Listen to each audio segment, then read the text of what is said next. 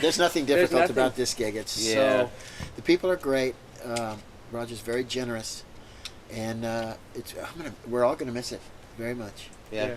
It's a real experience. If you had to pick one thing that's bad, Being away from family, that's it. being Yeah. away from home. Not being able to do Venice shows, that's it, really. Because it is so refreshing, it's so nice to get to this level of rock and roll show business, because you hear so many horrible stories about all these people and the way people are. And we get to the very, very top, everybody's nice. And if you're supposed to be in the lobby at 2:30, everybody's there at 2:20. And everybody on the crew is nice.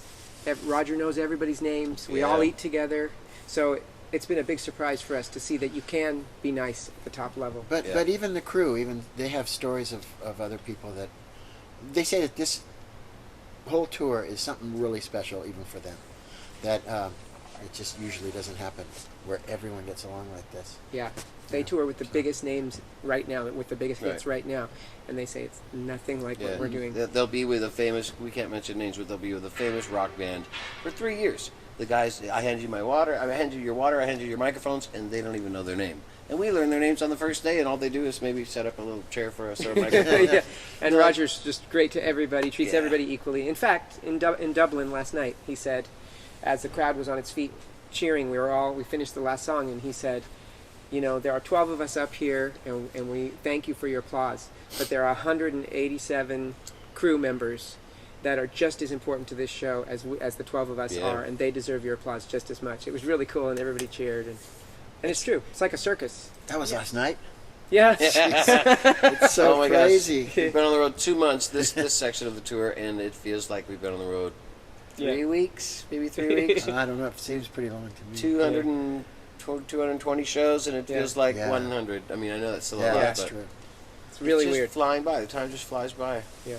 And, we're really lucky that Roger wants to do it comfortably. So everywhere, we've flown everywhere.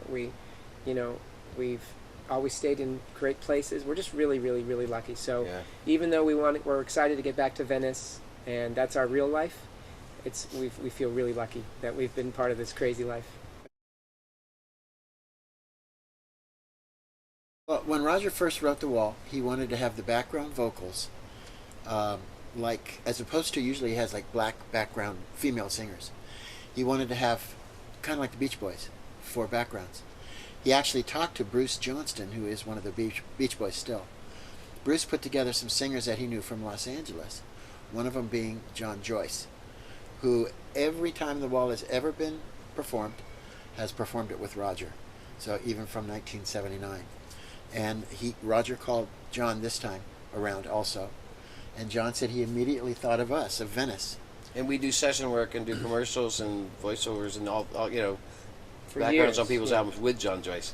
Yeah. So we've known him forever. He's like a big brother to us. He's already our big brother, yeah. And we were on the road in Holland, and we all got these emails, or Kipp sent it forward from John Joyce that he had sent to Kipp saying, would you guys be interested in singing for Roger Waters of Pink Floyd? And I was like, what? Yeah, what? It was just the oddest thing. And he said, do you have anything that's like the Beach Boys? And we were in the middle of an acoustic tour doing a Beach Boys medley in the tour.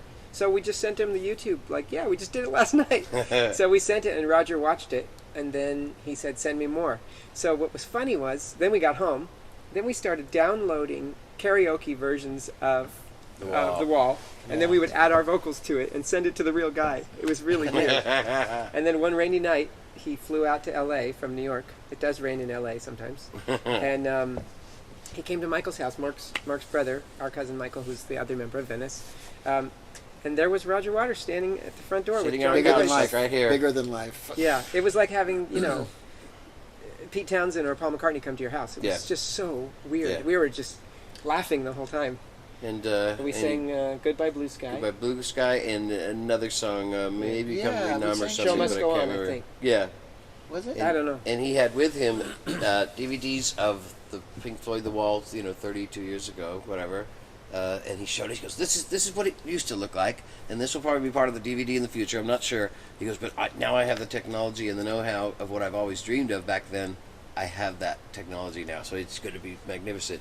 And we sang for him. Yeah. And he kind of stood up. He goes, all right, chaps, I'm 99% sure you've got the job. I'll let you know in 2 We weeks were or like- something like that. It was like, so for 2 weeks we were just sitting there like, do we have Yeah. it? Did he like us? Yeah, you it know? was He kept saying things like, and you'll be standing here. And we would look Yeah. at each other like, does that mean we have it? You know? And then what ended Oh. up happening is he wanted to make sure we sounded right on it. So he sent us to a studio in L.A. with James Guthrie, who was the original engineer. Who actually got a Grammy for that engineering.